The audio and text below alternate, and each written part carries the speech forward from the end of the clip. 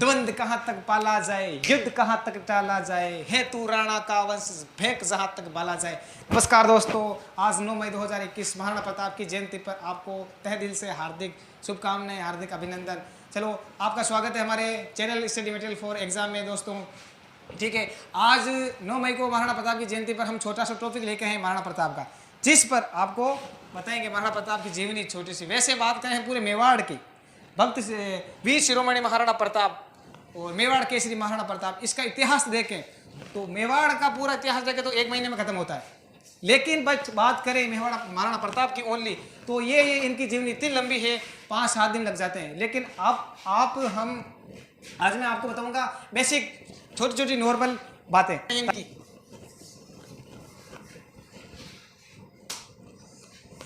महाराणा प्रताप की बात करने से पहले मैं छोटी सी बात कर लेता हूं मेवाड़ की। मेवाड़ की बात करते हैं कि मेवाड़ में कौन सा शासक था। तो मेवाड़ में दोस्तों 2 शाखा बनती है, एक बनती है रावल शाखा, एक बनती है राणा शाखा। एक कौन सी बनती है? रावल, दूसरी बनती है राणा शाखा।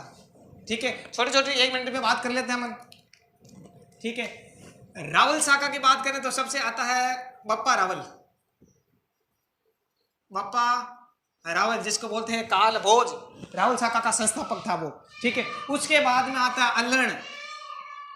अल्लण के बाद में बात करें शक्ति सिंह। शक्ति सिंह के बाद में जेतर सिंह। जेतर सिंह के बाद में आता रावल रतन सिंह। AK-47 से युद्ध हुआ था उसका, पद्मनी के कारण, वही था AK-47। और राजस्थान का प्रथम अग्नि जौहर था ये। ठीक है, बात करें फिर राणा शाखा में आ जाते। इसके बाद रतन सिंह के बाद में आता है राणा हमीर। तो ये राणा हमीर, ये राणा शाखा का प्रथम शासक था, राणा हमीर। आगे बात समझ में, राणा हमीर हमीर के बाद में आता है हमीर था लाख, इसे बनता है राणा लाखा। लाखा के बाद में आता है चूड़ा, और चूड़ा के बाद में आता है मोकल, और मोकल का बेटा था कुंभा। इसकी बात करें कुंभा की, और कुंभा के बाद में अपन बात कर लें तो कुंभा के बाद में आता है रायमल। और रायमल के बाद में आता है मेवाड़ का संग्राम सिंह, जिसको बोलते हैं सांगा। और सांगा के बाद में आता है विक्रमादित्य जो मीराबाई का देवर था, विक्रमादित्य के बाद में आता है उदय सिंह पन्ना दाय, जिसने बताया था अरर पन्ना वांगड़वाल दाढ़ी, ये उदय सिंह। और उदय सिंह का बेटा आता है MRP महाराणा प्रताप। हम आज बात करेंगे महाराणा प्रताप की। ठीक है, चलो तैयार हो आप? एकदम ओके, रेडी। चलो, महाराणा प्रताप से एक बात याद आ गई कि सर कटे धड़ लड़े ये इतिहास बताता है। सर कटे और धड़ लड़े ये इतिहास बताता है। खुददारी से जीना ये राजस्थान सिखाता है।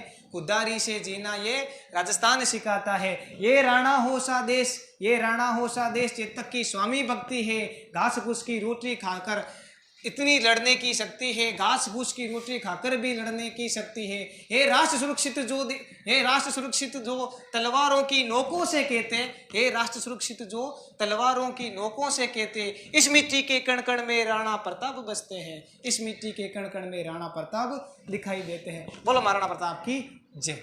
चलो बात करते हैं महाराणा प्रताप की। चलो ठीक है, कहाँ के शासक थे? मेवाड़ के शासक थे।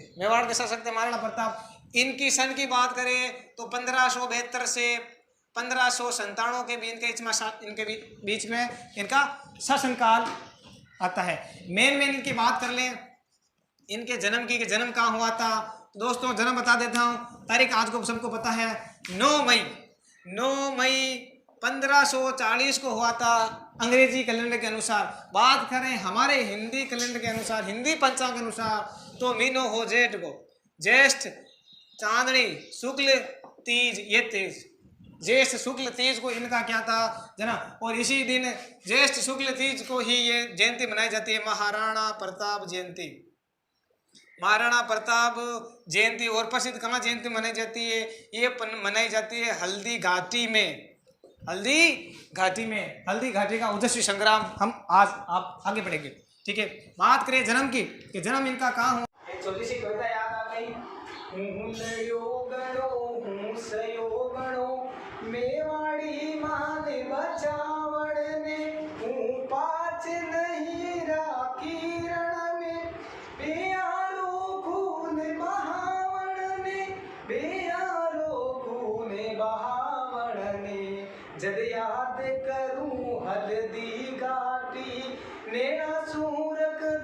जण आवे सुख दुख रो साथी चे तकड़ो सूती सी हुक जगा जावे। चलो बात हो गई जन्म की। जन्म कहाँ हुआ था इनका? दोस्तों जन्म इनका कहाँ हुआ था? तो जन्म हुआ था इनका राजसमंद में।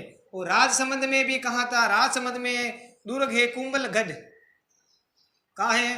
कुंभलगढ़ दुर्ग में। कुंभलगढ़ दुर्ग में एक छोटा सा और दुर्ग है जिसको बोलते हैं लघु दुर्ग।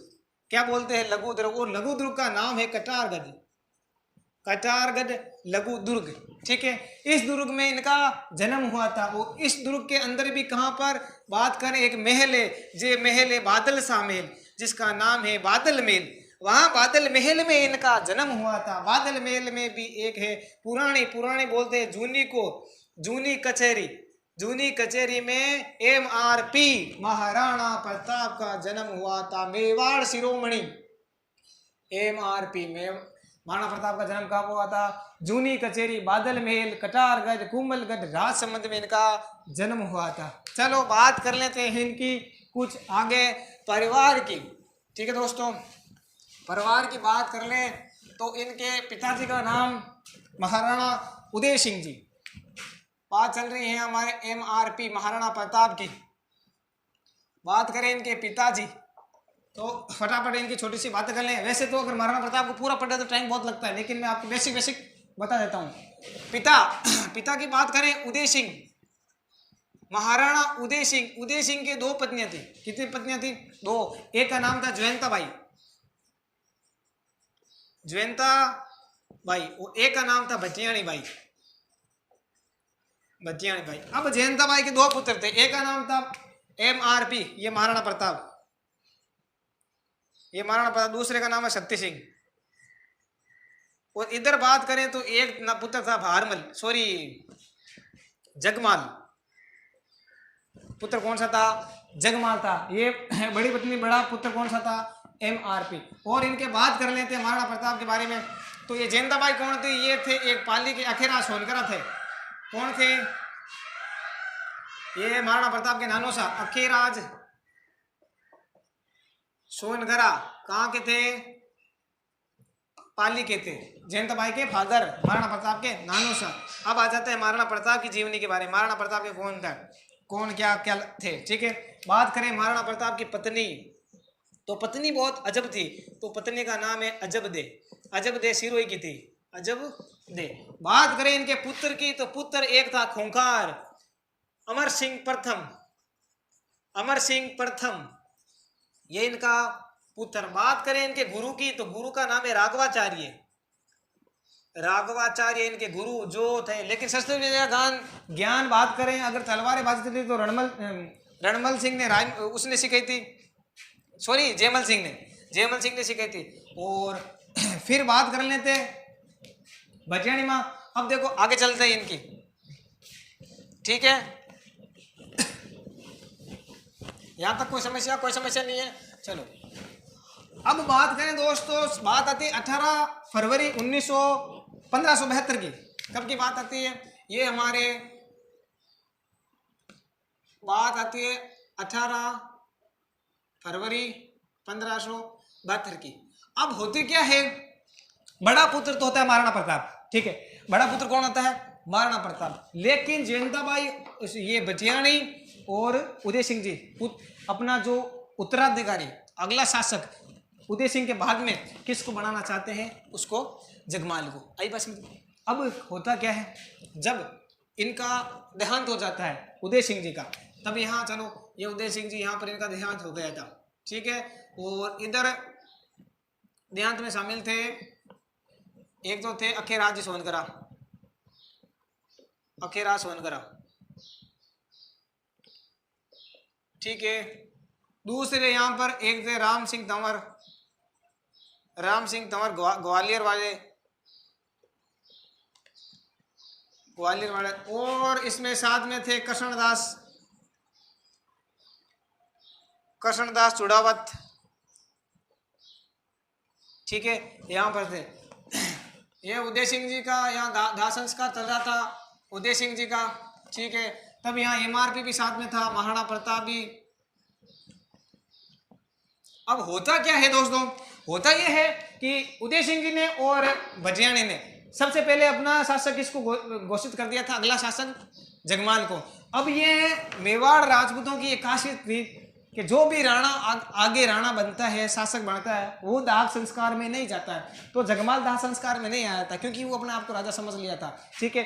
लेकिन यहाँ आने के बाद जब बात आई राज गद्दी की कि राजा कौन बनेगा, तब नानो शाह के दिमाग में अखेराज सोनकर आ गए कि कौन बनेगा, वो तो पागल, इतना डरपोक है नहीं, होशियार और बड़ा, वैसे तो बनना कौन सा, ये बड़ा बेटा, ठीक है।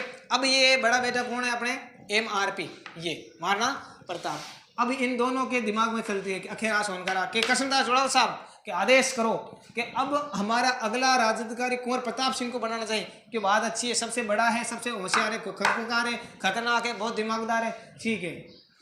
बात करें तो इन्होंने ये घोषणा कर दी कि इन्होंने, ये कृष्णदास चुड़ावत ने बोले सुनो सुनो सुनो, मैं कृष्णदास चुड़ावत अगले, अब मैं ये घोषणा करता हूँ, अगला हमारा मेवाड़ का शासक कुंवर प्रताप सिंह को घोषित किया जाता है। चलो ठीक है। तो अब इनको महाराणा प्रताप को क्या बना दिया, यहाँ पर राज्याभिषेक कर दिया। तो महाराणा प्रताप का प्रथम राज्याभिषेक, प्रथम इनका 2 बार राज्याभिषेक होता है।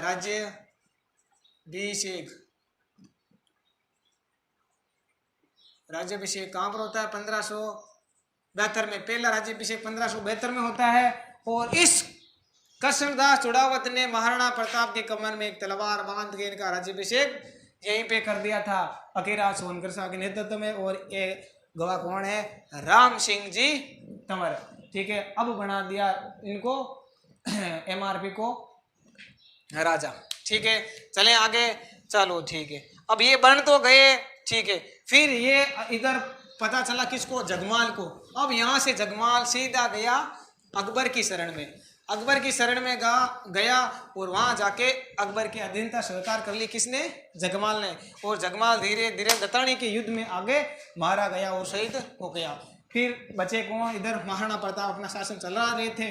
फिर उधर अकबर 1570 के अंदर, 1570 में एक नागौर में शुक्र तालाब के पास एक नागौर दरबार का आयोजन किया गया था। उसमें नीति बनाई थी कि सभी हमारे पड़ोसी राज्य रियासतों को अकबर की अधीनता स्वीकार की जाए। उसमें नाम आया था मेवाड़ का, कि मेवाड़ में कौन है, मेवाड़ में है महाराणा प्रताप, जो मरते दम तक किसी की अधीनता स्वीकार नहीं करेंगे। ये महाराणा प्रताप ने भी कहा था। जब राज्याभिषेक हुआ था, उसने सौगंध खाई थी कि सौगंध मुझे इस मिट्टी की, मैं देश नहीं झुकने दूंगा, मुझे सौगंध है, मैं अपनी माँ के ऊपर कलंक कभी नहीं आने दूंगा, मुगलों का पैर की छांव भी नहीं पड़ने दूंगा। किसने सौगंध गई, महाराणा प्रताप ने। अब चलो बात आती है कि अकबर ने महाराणा प्रताप को, ये हमारे इधर महाराणा प्रताप, इधर आता है अकबर। अब अकबर ने महाराणा प्रताप को समझाने कहते संधि करने के लिए, ठीक है, संधि प्रस्तावक भेजते हैं। क्या भेजते हैं, संधि प्रस्तावक। संधि प्रस्तावक भेजते हैं 4 कौन कौन से हैं, जिसका नाम है जम्मा भट्टो। जमा भट्टो कौन है, जमाल खां। दूसरा है मान सिंह, भगवंत दास, और तीसरा कौन है, टोडरमल। ये चारों जनों को भेजता है। ये था 72 में, 1572 में, 1573 में, 1573 में, और ये भी 1573 में, ठीक है। इन चारों को भेजते हैं। लेकिन महाराणा प्रताप बिल्कुल ही नहीं समझते हैं इनकी बात। मरते दम तक, मैं जब तक जिंदा रहूंगा, मेवाड़ का मैं शिरोमणि जब तक जिंदा रहूंगा, अकबर की अधीनता स्वीकार नहीं करने दूंगा, और नहीं अकबर की अधीनता स्वीकार मैं करूंगा, ठीक है। और यहाँ पर दूसरी बात, मान सिंह आया था, तो मान सिंह को भी एक दाज बुला दी थी कि, क्योंकि मान सिंह, अकबर क्या लगता है मान सिंह का फूफा, तो मान सिंह बोला चल तेरे फूफा को बोल देना, तेरे फूफा को बोल देना कि मरते दम तक, जब तक महाराणा जिंदा है, अकबर की अधीनता स्वीकार नहीं करेगा। तब ये बहुत गुस्से में वापस भी चला गया। चारों याद रखना क्रम से यही पूछे जाते हैं कि प्रस्तावक, संधि प्रस्तावक कौन थे, चारों, जमा भट्टो, जमाल खां, मान सिंह, भगवंत दास और टोडरमल। कब सन पूछ लेते, 73, ठीक है। ये थी, समझ नहीं गए थे महाराणा प्रताप, ये चारों के चारों ऐसा बोलो के वापस चले गए। अब आती है बात अगली, हल्दी घाटी का युद्ध कैसे होता है। कि 3 पहाड़ियां थी हल्दी घाटी में। बता दूं, एक थी खमनोर की इधर, खमनोर,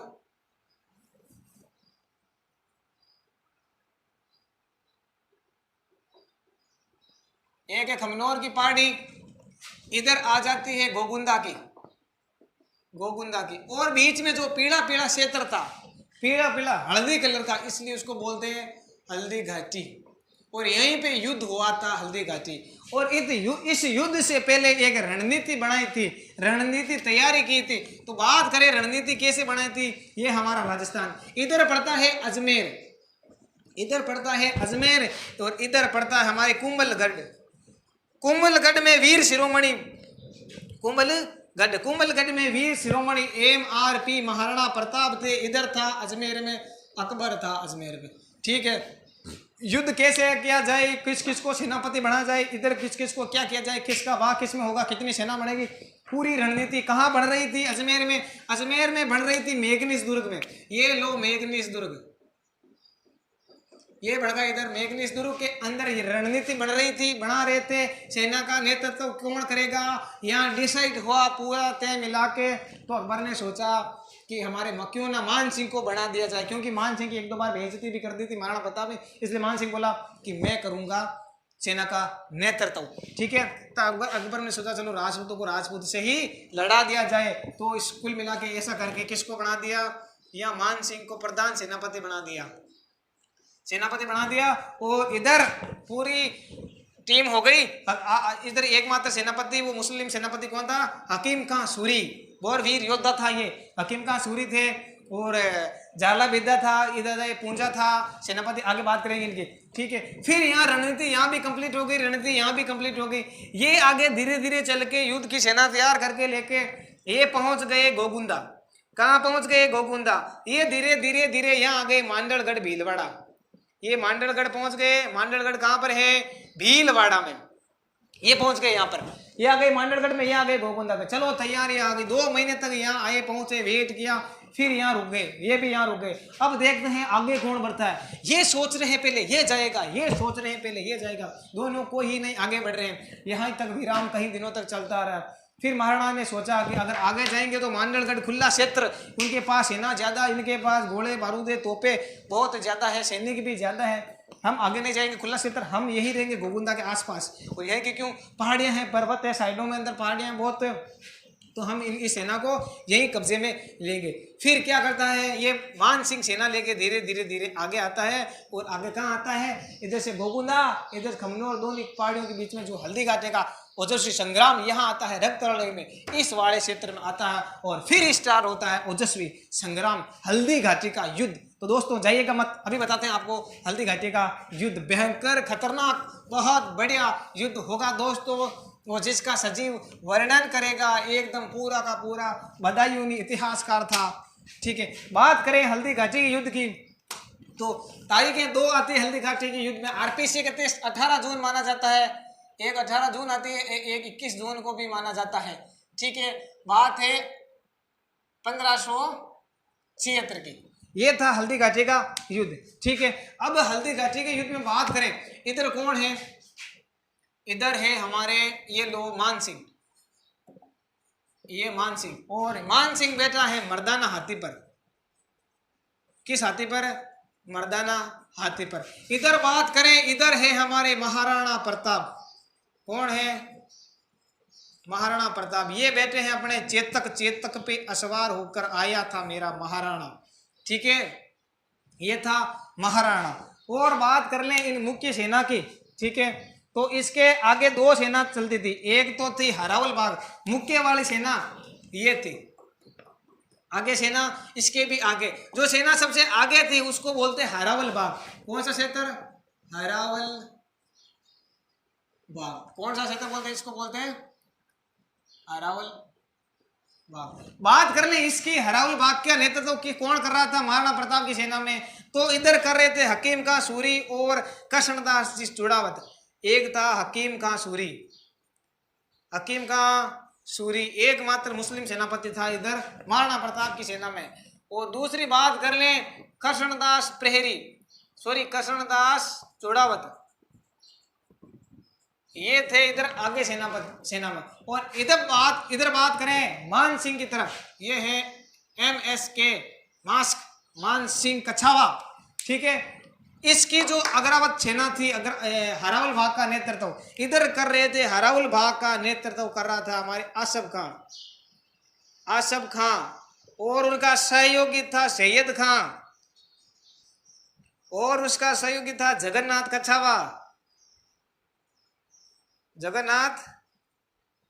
कछावा, ठीक है।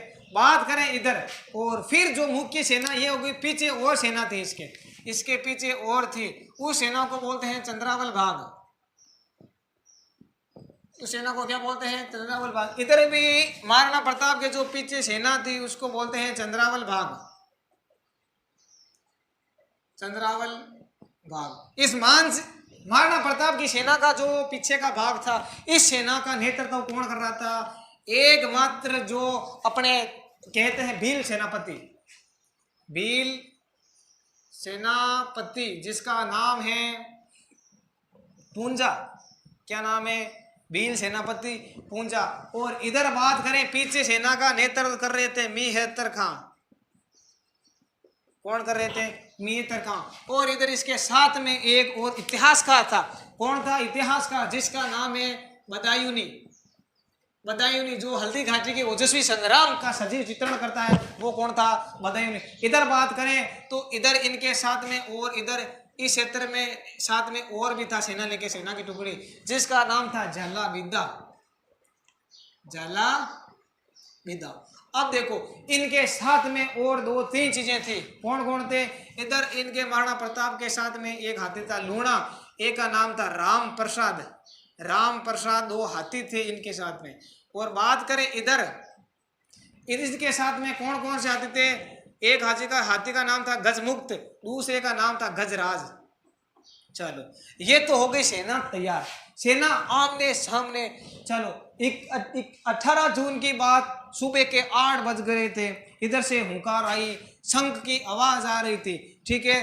बात कर ले शंख की, तो युद्ध कहां तक टाला जाए, द्वंद कहां तक पाला जाए, हे राणा का तू वंश फेंक जहां तक बाला जाए, हुंकार आ गई। इधर से आसफ खां ने नारा लगा दिया।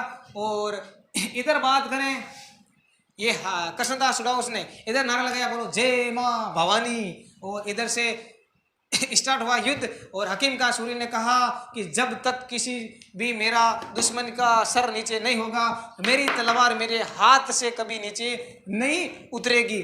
और ये बात बिल्कुल भी सच निकली। लास्ट में जब हकीम का सूरी की वीर गति को प्राप्त हुए, शहीद हुए, तब इनकी MRB ने और इनकी मिल ने इनकी जो हाथ से तलवार छीनी थी, वो तो हाथ से तलवार भी नहीं निकली थी, इतनी मजबूती से तलवार पकड़ी हुई थी मरने के बाद भी, ठीक है। अब यहाँ घमासान होता है युद्ध ऐसे होता है। सबसे पहला पड़ाव पड़ा युद्ध का, और लूणा हाथी और गजराज को लड़ाते हैं। राम प्रसाद को लूणा हाथी और गजमुक्त आता है, इधर से राम प्रसाद, इधर से गजराज, दोनों आपस में आते हैं। इधर से इधर से इधर, ये लूणा राम प्रसाद दोनों पे क्या पड़ते हैं? भारी पड़ते हैं। अब होती है समस्या, ये सेना देखती है, ये भी आपस में इधर उधर धीरे धीरे लड़ने लगती है, ठीक है। फिर यहाँ से कोई किसी ने गोली चलाता है, बारूद लगाता है, इधर से सीधा किसके लगती है? लूणा के। ये लूणा घायल हो जाता है, और ये लूणा हाथी घायल। अब कौन बचा? राम प्रसाद। इस राम प्रसाद को बंदी बनाकर वापस इसकी सेना में लेके आ जाते हैं। और बात करें, इधर सब लड़ने लगते हैं, धीरे ऐसा पड़ाव आता है, सेना खत्म होती जाती है। इधर बात करें तो सैनिक थे टोटल 80,000 माना जाता है। अलग अलग इतिहासकार अलग अलग बातें आते हैं, अलग बताते हैं, उस हिसाब से 80,000, किसी ने 80,000, कोई 20,000 बताते हैं। और इधर की बात करें तो इधर बताते हैं 20,000 सैनिक, ठीक है। इधर बताते हैं 20,000 सैनिक, दोनों के बीच चला है घमासान जोरदार से। अब यहाँ आते आते ये इधर आ जाता है मान सिंह सबसे आगे, और फिर महाराणा प्रताप इधर आ जाते हैं सबसे आगे, महाराणा प्रताप, ठीक है। दोनों आमने सामने, ये इस पर बहुत गुस्से में, ये इस पे गुस्से में। कल चल, तेरे फूफा जी को साथ में नहीं लिया, तू मान सिंह आजा मेरे सामने। ये बोलता है महाराणा प्रताप, अब देख मैं तेरे कैसे खटिया खराब करता हूँ। अब ये दोनों आपस में, तब समझदार था इसके साथ में घोड़ा जिसका नाम था चेतक। क्या नाम था? चेतक। चेतक पे असवार होके महाराणा जब चलता है, ठीक है, धीरे धीरे धीरे आगे बढ़ता है महाराणा, और सीधे चेतक इतना समझदार, बोल दिया कैसे करना तो समझ गया, सीधा गया और चेतक के जो चेतक गया सीधा किस पे? जो मर्दाना हाथी पे बैठा मान सिंह, उस मर्दाना हाथी पे रखे पांव और महाराणा प्रताप निकाला अपना 100 किलो का भाला और सीधा ठोका। लेकिन बाई चांस समस्या ये थी, महाराणा मान सिंह तो उधर नीचे गिर गया, बचा कौन? जो हाथी चलाने वाला था, भाला सीधा उसके हाथी के ड्राइवर में, ठीक है, जो सारथी था उसका, उस पे लग गया। चेतक और एमआरपी समझे कि मान सिंह तो मर गया, नीचे गिर गया, मतलब उसको भाला लग गया होगा। उनके दिमाग में कंफ्यूज हो गई थी। तब इधर से महाराणा प्रताप को और ये सेना चारों तरफ से क्या कर लेती है? घेर लेती है, चारों तरफ पड़ाव डाल देते हैं महाराणा प्रताप के, ठीक है, महाराणा प्रताप के पड़ाव डाल देते हैं। फिर ये दृश्य देख रहा है इधर झाला और ये झाला बिंदा। कौन देख रहे थे? झाला बिंदा। और झाला बिंदा आते दौड़ से इधर से, ठीक है, भाऊजी राज आपको ये कैसे घेर लिया? ये बोलते हैं जय माँ भवानी। अंदर आते हैं, महाराणा प्रताप को उठाते हैं वापस और घोड़े पे बैठाते हैं, बोले भाऊजी राज आप युद्ध से निकलो और यहाँ से भागो, आपका जिंदा रहना बहुत जरूरी है, आप मेवाड़ के रक्षा करने वाले आप ही हो, आपको जिंदा रहना बिल्कुल जरूरी है, आप यहाँ से निकलो। तो चेतक को समझा के, चेतक इतना समझदार अपने और यहाँ पे होता क्या, एक चीज और नोट करना, जो ये मर्दाना हाथी था ना, इसके मर्दाना हाथी के दांत में कोई जहरीली तलवार, कोई चाकू बंद रहता है मान सिंह। तो ये तलवार से क्या है कि इस चेतक के पैर में कट लग जाता है, जिससे चेतक के पैर में जहर फैलने लगता है। फिर यहाँ चेतक थोड़ा सा घायल हो जाता है, ठीक है। फिर महाराणा प्रताप को ये चेतक लेके सीधा इधर से लेके वो इधर आ जाता है बाहर, एक बलीचा गांव है, कहाँ पर आ जाता है? बलीचा गांव में लेकर आ जाता है महाराणा प्रताप को यहाँ से सुरक्षित, ठीक है। और पीछे कौन है? झाला बिंदा। ये झाला बिंदा मुकुट धारण कर लेता है महाराणा प्रताप का, और महाराणा प्रताप का मुकुट धारण करके वापस लड़ने लगता है, ताकि मुकुट धारण करने से मतलब ये है ताकि पूरी सेना को पता चले कि हमारा सेनापति, हमारा मालिक हमारे साथ में, पूरी सेना में जोश रहता है, जोश भरा रहता है। और इधर बात करें, सेना कांपने लग गई, धीरे धीरे धीरे कम होती गई, कम होती गई। फिर यहाँ से पीछे से मेहतर खान ने अफवाह फैला दी कि अकबर आ गया है, तो मेहतर खान ने अकबर आ गया की अफवाह फैला दी। और अफवाह इसलिए फैलाई क्योंकि ये सेना कमजोर पड़ चुकी थी, धीरे धीरे 2-3 किलोमीटर पीछे जा चुकी थी। जब इसने अफवाह फैलाई कि अकबर आ गया, तो ये सेना वापस धीरे धीरे वापस आने लगी। ये था अपने हल्दी घाटी का युद्ध, और इस युद्ध का परिणाम माना जाता है, परिणाम की बात करें तो ये युद्ध अनिर्णायक माना जाता है। परिणाम की बात करें, अनिर्णायक क्यों माना जाता है? जब निर्णायक तब होता है जब या तो दोनों सेनाओं में राजा या तो पकड़ा जाता है या मारा जाता है, या जिंदा या मुर्दा पकड़ा जाता है। लेकिन यहाँ भी सुरक्षित थे महाराणा प्रताप, यहाँ से इनको भगा दिया गया, कहाँ पर? इधर वापस। और फिर इसका रिजल्ट क्या माना जाता है? अनिर्णायक रिजल्ट माना जाता है। और इधर बात करें, महाराणा प्रताप इधर आए थे बलीचा में, और बलीचा में आते ही चेतक की क्या हुई? चेतक घायल अवस्था में धीरे धीरे चेतक मृत्यु हो गई, चेतक की शहीद हो गई, और बलीचा गांव में ही चेतक की समाधि बना दी गई। ये चेतक शहीद हो गया था। आई बात समझ में? चलो ठीक है। और आते हैं भामाशाह, जो हेल्प करते हैं। अभी आज राजस्थान में जो भी सहायता करता है उसका नाम भामाशाह क्यों होता है? क्योंकि भामाशाह नाम का व्यक्ति था पाली का।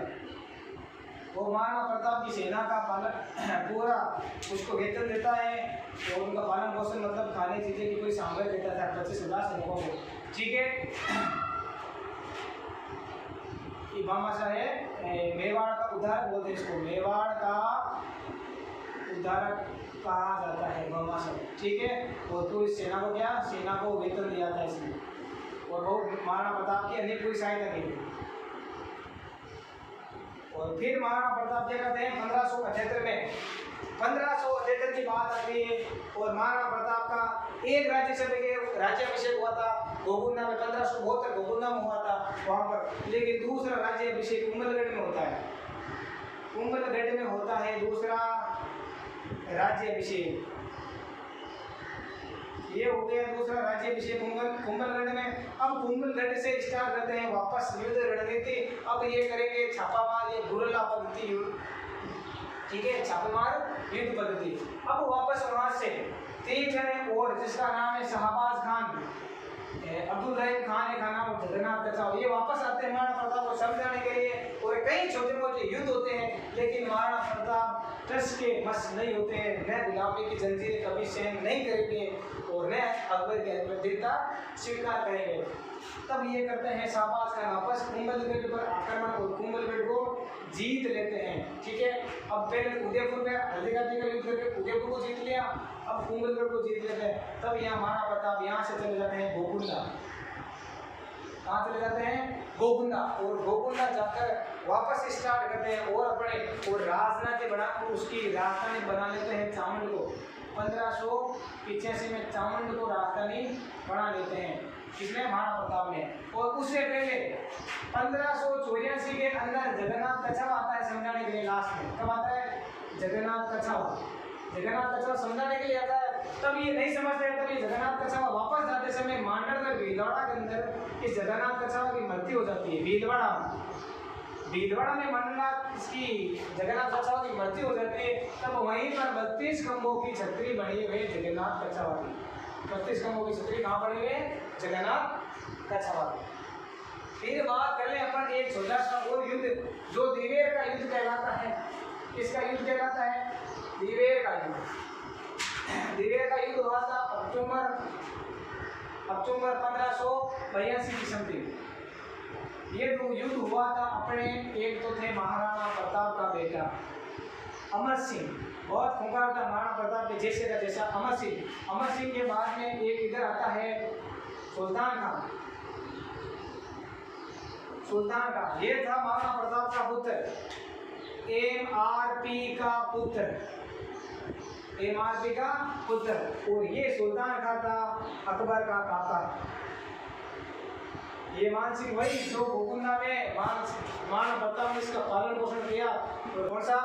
सोचे वाला कि वो हरे घास की रोटी है जदे वन मिलावट मुने भाग्यो नानो सो अमर्यो चीख पड़ो राणा रो सोयो दुख जाग्यो।